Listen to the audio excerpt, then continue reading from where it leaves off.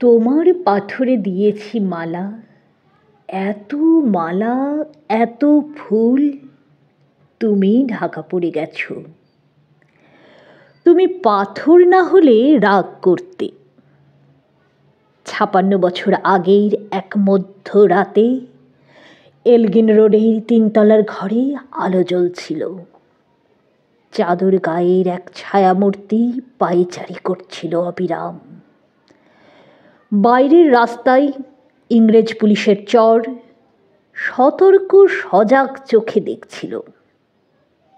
তার সব সতর্কতাকেই বুদ্ধ বানিয়ে তুমি তখন অন্ধকার চিরেই ছুটে চলেছ আলোর পথে।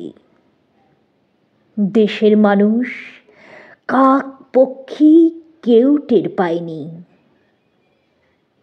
তুমি চলে যাবার পর ৫৬টা শীত, বর্ষা, গ্রীষ্ম উধাও। তুমিও।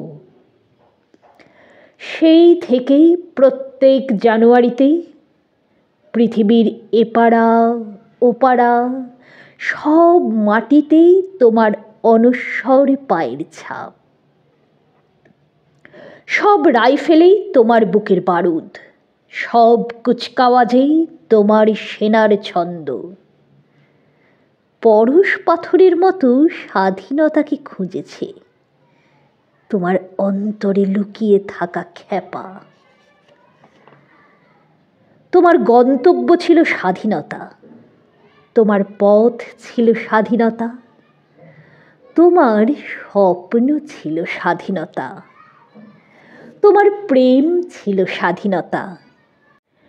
তুমি রক্ত চেয়েছিলে স্বাধীনতার জন্য, তুমি তাই পাথর। যারা স্বাধীনতার আড়ালে চেয়েছিল গদি, চেয়েছিল সিংহাসন, ইংরেজের ছেড়ে যাওয়া লুটের রাজ্যপাট, তারা রইল সুখে। ভারতবর্ষের টাকায় তাদের সুখ, তোমার নয়। ভারতবর্ষের অফিসেই আদালতে তাদের ছবি, তোমার নয়। ভারতবর্ষের সংবিধানে তাদের সই সাবুদ, তোমার নয়। ইংরেজ গরিব মানুষকে পায়ের নিচে রাখত, আমরা বড়লোকদের মাথায় করে রেখেছি। স্মাগলার কিংবা ডাকাতকে জোর হাতে সভাপতির আসনে আহ্বান করেছি। ইংরেজ এদেশের ধন সম্পত্তি লুট করত, আমরা দেশটাকে বেচে দিচ্ছি। ইংরেজ দিয়েছে চাবুক, লাঠি, গুলি, আমরা দিয়েছি মাস্তান, মাফিয়া, নেতা আর বুলি। ইংরেজ দিয়েছে কালাপানি, সেলুলার জেল, আমরা দিয়েছি টিভিতে সুপারহিট মোকাবিলা আর আইনসভায় আয়ারাম গঙ্গারামের খেল।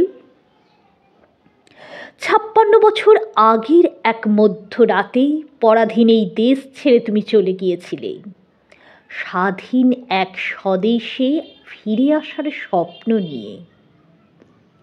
তুমি ফিরে আসোনি, স্বাধীনতা এসেছে, তার কাঁধে ঝুলি ভরে নিয়ে এসেছে ভোট নামক রাজস্ব যোগ্য, গণতন্ত্র নামক চিরায়ত মাৎসন্যায়, প্রগতি নামক লোক ঠকানো স্ট্যাটিস্টিক্স, সংহতি নামক বিস্ফোরণের চুরমার, ঐতিহ্য নামক মন্দির মসজিদের ঝগড়া, আর সমুদ্র হিমাচল ভরিয়ে দেওয়া ভাষণ, ভাষণ আর ভাষণ।